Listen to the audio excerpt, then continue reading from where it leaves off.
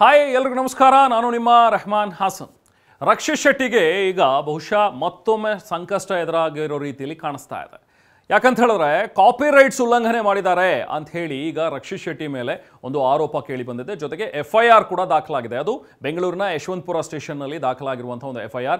ರಕ್ಷಿತ್ ಶೆಟ್ಟಿ ಜೊತೆಗೆ ರಕ್ಷಿತ್ ಶೆಟ್ಟಿ ಒಡೆತನದ ಪರಂವಾ ಸ್ಟುಡಿಯೋಸ್ ಇದೆಯಲ್ಲ, ಸೊ ಅದರ ಮೇಲೆ ಕೊಟ್ಟಿರುವಂತಹ ಒಂದು ಕಂಪ್ಲೇಂಟ್, ದಾಖಲಾಗಿರುವಂತಹ ಒಂದು FIR. ಕಾರಣ ಏನು ಅನ್ನುವಂಥದ್ದನ್ನ ನೋಡ್ತಾ ಹೋಗೋಣ. ಬಹುಶಃ ರಕ್ಷಿತ್ ಶೆಟ್ಟಿ ವಿರುದ್ಧ ಈ ಹಿಂದೆ ಕೂಡ ಈ ಥರದೊಂದು ಆರೋಪ ಕೇಳಿ ಬಂದಿತ್ತು. ನಿಮಗೆಲ್ಲರಿಗೂ ಕೂಡ ನೆನಪಿರಬಹುದು, ಅವರ ಕಿರಿಕ್ ಪಾರ್ಟಿ ಅನ್ನುವಂಥ ಒಂದು ಸಿನಿಮಾ ಟೈಮ್ನಲ್ಲಿ ಒಂದು ಹಾಡನ್ನು ಮಧ್ಯರಾತ್ರಿಯಲ್ಲಿ ಹೈವೇ ರಸ್ತೆಯಲ್ಲಿ ಸಾಕಷ್ಟು ಖ್ಯಾತಿ ಪಡೆದಿದ್ದಂಥ ಒಂದು ಹಾಡು, ಶಾಂತಿಕ್ರಾಂತಿ ಸಿನಿಮಾದ ಹಾಡು, ನಿಮಗೆಲ್ಲರಿಗೂ ಕೂಡ ಗೊತ್ತಾಯಿದೆ. ಆ ಹಾಡನ್ನು ಬಳಸ್ಕೊಂಡಿದ್ರು, ಟ್ಯೂನನ್ನು ಬಳಸ್ಕೊಂಡಿದ್ರು ಅನ್ನುವಂಥದ್ರ ಬಗ್ಗೆ, ಕಾಪಿರೈಟ್ಸ್ ಉಲ್ಲಂಘನೆ ಆಗಿದೆ ಅನ್ನುವಂಥದ್ರ ಬಗ್ಗೆ, ಅಥವಾ ಅದರ ಹಕ್ಕುಗಳಿಗೆ ಸಂಬಂಧಪಟ್ಟಂತೆ ನಮ್ಮ ಜೊತೆಗೆ ಮಾತಾಡಿಲ್ಲ ಅಥವಾ ನಮಗೆ ರಾಯಲ್ಟಿ ಪೇ ಆಗಿಲ್ಲ ಅನ್ನುವಂಥ ಒಂದು ವಿಚಾರಕ್ಕೆ ಸಂಬಂಧಪಟ್ಟಂತೆ ಲಹರಿ ವೇಲು ಅವರು ಕೂಡ ಇದ್ರ ಬಗ್ಗೆ ಕಂಪ್ಲೇಂಟನ್ನು ದಾಖಲಿಸಿದ್ರು. ಅದಾದ ನಂತರ ಕಾನೂನು ಹೋರಾಟ ಆಗಿದ್ದು, ಅದೆಲ್ಲವೂ ಕೂಡ ನಿಮಗೆ ಗೊತ್ತಾಯಿದೆ. ಅಂಥದ್ದೇ ಮತ್ತೊಂದು ಪ್ರಕರಣ ಈಗ ರಕ್ಷಿತ್ ಶೆಟ್ಟಿ ವಿರುದ್ಧ ಕೇಳಿ ಬಂದಿರುವಂಥದ್ದು.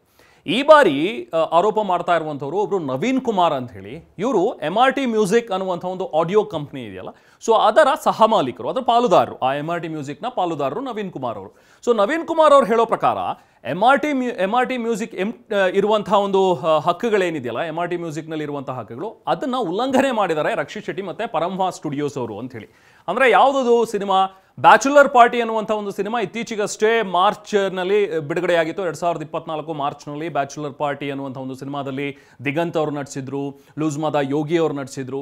ಆ ಒಂದು ಸಿನಿಮಾ ಈಗಾಗಲೇ ಅಮೆಝಾನ್ OTT ಪ್ಲಾಟ್ಫಾರ್ಮ್ನಲ್ಲೂ ಕೂಡ ಇದೆ. ಸಾಕಷ್ಟು ಜನ ಅದನ್ನು ನೋಡಿ ಮೆಚ್ಚುಗೆಯನ್ನು ಕೂಡ ವ್ಯಕ್ತಪಡಿಸಿದ್ದಾರೆ ಆ ಒಂದು ಸಿನಿಮಾಗೆ. ಬಟ್ ಈ ಒಂದು ಸಿನಿಮಾದಲ್ಲಿ ಕೆಲವೊಂದಷ್ಟು ಹಾಡಿನ ತುಣುಕುಗಳನ್ನು ಯೂಸ್ ಮಾಡಿದ್ದಾರೆ. ಆ ಲಿರಿಕ್ಸ್ನ, ಆ ಒಂದು ಮ್ಯೂಸಿಕ್ನ, ಟ್ಯೂನನ್ನು ಬಳಕೆ ಮಾಡ್ಕೊಂಡಿದ್ದಾರೆ ಅನ್ನುವಂಥದ್ದು ಈಗ ನವೀನ್ ಕುಮಾರ್ ಮಾಡ್ತಾ ಇರುವಂಥ ಆರೋಪ.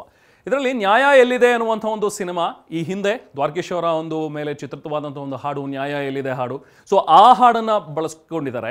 ಜೊತೆಗೆ ಗಾಳಿ ಮಾತು, ಲಕ್ಷ್ಮಿ ಅವರ ಒಂದು ಸಿನಿಮಾ ಗಾಳಿ ಮಾತು ಏನಿತ್ತಲ್ಲ, ಅದರಲ್ಲಿ ಒಮ್ಮೆ ನಿನ್ನನ್ನು ಕಣ್ತುಂಬ ನೋಡುವ ಆಸೆ ನನಗಿದೆ ಅನ್ನುವಂಥ ಒಂದು ಹಾಡೇನಿದೆಯಲ್ಲ, ಸೊ ಅದನ್ನು ಕೂಡ ಈ ಸಿನಿಮಾದಲ್ಲಿ ಬಳಕೆ ಮಾಡ್ಕೊಂಡಿದ್ದಾರೆ. ಆದರೆ ನಮ್ಮಿಂದ ಪರ್ಮಿಷನ್ ತಗೊಂಡಿಲ್ಲ ಅಂತ ಹೇಳಿ ನವೀನ್ ಅವರು ಆರೋಪವನ್ನು ಮಾಡ್ತಾ ಇದ್ದಾರೆ. ಈ ಎರಡೂ ಸಿನಿಮಾಗಳು, ಗಾಳಿ ಮಾತು ಜೊತೆಗೆ ನ್ಯಾಯ ಎಲ್ಲಿದೆ ಅನ್ನುವಂಥ ಒಂದು ಸಿನಿಮಾ ಇದೆಯಲ್ಲ, ಅದರ ಆಡಿಯೋ ರೈಟ್ಸ್ ಇರುವಂಥದ್ದು MRT ಮ್ಯೂಸಿಕ್ ಹತ್ರ.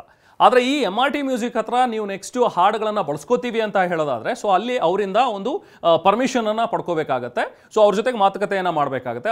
ಆದರೆ ನಮ್ಮಿಂದ ಪರ್ಮಿಷನ್ ತೊಗೊಂಡಿಲ್ಲ ಅಂಥೇಳಿ ನವೀನ್ ಕುಮಾರ್ ಅವ್ರು ಹೇಳ್ತಾ ಇದ್ದಾರೆ. ಅವ್ರು ಹೇಳೋ ಪ್ರಕಾರ 2024 ಜನವರಿಯಲ್ಲಿ, ಅಂದರೆ ಮಾರ್ಚಲ್ಲಿ ಸಿನಿಮಾ ರಿಲೀಸ್ ಆಗಿದ್ದು, ಸಿನಿಮಾ ರಿಲೀಸ್ಗಿಂತ ಮುಂಚೆ ಜನವರಿಯಲ್ಲಿ ನಮ್ಮನ್ನು ಕರೆದ್ರು. ನಾವು ಮಾತಾಡಿದ್ವಿ ರಕ್ಷಿತ್ ಶೆಟ್ಟಿ ಅವ್ರ ಜೊತೆಗೆ, ಪರಂವಾ ಸ್ಟುಡಿಯೋಸ್ ಜೊತೆಗೆ ನಾವು ಮಾತಾಡುವಾಗ. ಸೊ ಒಂದಷ್ಟು ವಿಚಾರದಲ್ಲಿ ನಮಗೂ ಅವ್ರಿಗೂ ಒಪ್ಪಿಗೆ ಆಗಲಿಲ್ಲ. ಸೊ ಹಾಗಾಗಿ ಆ ಮಾತು ಫಲಪ್ರದ ಆಗಿರಲಿಲ್ಲ, ಮಾತು ಮುರಿದು ಬಿದ್ದಿತ್ತು. ಅಂದರೆ ನಾವು ಪರ್ಮಿಷನ್ ಕೊಟ್ಟಿರಲಿಲ್ಲ.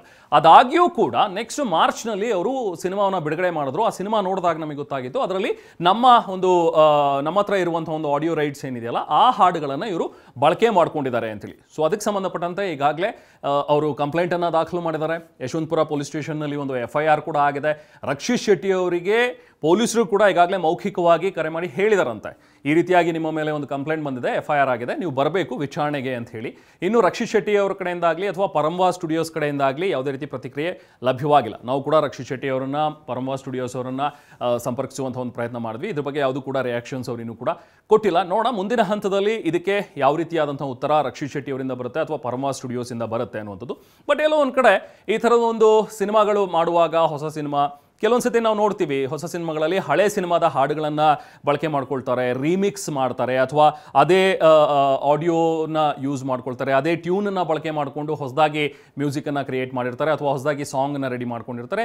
ಈ ಥರದ ಸಾಕಷ್ಟು ಸರಿ ನಾವು ಗಮನಿಸ್ತೀವಿ. ಬಟ್ ಒರಿಜಿನಲ್ ಯಾವುದಿದೆಯಲ್ಲ, ಮೂಲ ಯಾವುದಿದೆಯಲ್ಲ, ಅವ್ರುಗಳಿಗೆ ರಾಯಲ್ಟಿ ಪೇ ಮಾಡುವಂಥದ್ದು ಅಥವಾ ಅವ್ರ ಜೊತೆಗೆ ಮಾತಾಡಿ ಅವರಿಂದ ಹಕ್ಕುಗಳನ್ನು ಖರೀದಿ ಮಾಡುವಂಥದ್ದು, ಪರ್ಮಿಷನ್ ತಗೊಳ್ಳುವಂಥದ್ದು ಒಂದು ಕಾನೂನಾತ್ಮಕವಾಗಿಯೂ ಕೂಡ ಹಾಗೆ ಒಂದು ಸೂಕ್ತವಾದಂಥ ಒಂದು ವಿಧಾನ. ಸೊ ಸುಮ್ಮನೆ ನನಗೆ ಇಷ್ಟ ಆಯಿತು, ನಾನು ಯಾವುದೋ ಒಂದು ಹಾಡನ್ನು ಎತ್ಕೊಂಡೆ, ನನ್ನ ಪಡೆಗೆ ನಾನು ಸಿನಿಮಾದಲ್ಲಿ ಮಾಡಿಕೊಂಡೆ ಅಂತ ಹೇಳಿದಾಗೆ, ಸಹಜವಾಗಿ ಮೂಲ ಯಾರಿಗೆ ರೈಟ್ಸ್ ಇರುತ್ತಲ್ಲ, ಆಡಿಯೋ ರೈಟ್ಸನ್ನು ಹೊಂದಿರುವಂಥವ್ರು, ಅವರಿಗೆ ಬೇಜಾರಾಗುವಂಥದ್ದು, ಅವರಿಗೆ ನೋವಾಗುವಂಥದ್ದು ಸಹಜ. ಸೊ ಬಹುಶಃ ಈ ಕೇಸ್ನಲ್ಲೂ ಕೂಡ ಹಾಗೆ ಆಗಿದೆ ಅಂತ ಅನ್ಸುತ್ತೆ. ನೋಡೋಣ ಮುಂದಿನ ಹಂತದಲ್ಲಿ ರಕ್ಷಿತ್ ಶೆಟ್ಟಿ ಅವರಾಗಲಿ, ಪರಂವಾ ಸ್ಟುಡಿಯೋಸ್ ಆಗಲಿ ಇದಕ್ಕೆ ಯಾವ ರೀತಿಯಾಗಿ ಉತ್ತರವನ್ನು ಕೊಡ್ತಾರೆ ಅಂತ ಹೇಳಿ. ಸೊ ಈ ಬಗ್ಗೆ ನಿಮಗೆ ಏನಾದರೂ ನಿಮ್ಮ ಅನಿಸಿಕೆಗಳಿದ್ರೆ ಕಮೆಂಟ್ ಮಾಡಿ. ರಕ್ಷಿತ್ ಶೆಟ್ಟಿ ಅವರಾಗಲಿ, ಪರಂವಾ ಸ್ಟುಡಿಯೋಸ್ ಈ ಬ್ಯಾಚುಲರ್ ಪಾರ್ಟಿ ಸಿನಿಮಾದಲ್ಲಿ ಈ ರೀತಿಯಾಗಿ ಪರ್ಮಿಷನ್ ಇಲ್ಲದೆ ಹಾಡನ್ನು ಬಳಸ್ಕೊಂಡ್ರ, ಸೊ ಅದು ಸರಿನಾ ತಪ್ಪಾ ಅನ್ನುವಂಥದ್ರ ಬಗ್ಗೆ ನೀವು ಕೂಡ ನಮಗೆ ಕಮೆಂಟ್ ಮಾಡಿ ತಿಳಿಸ್ಬೋದು.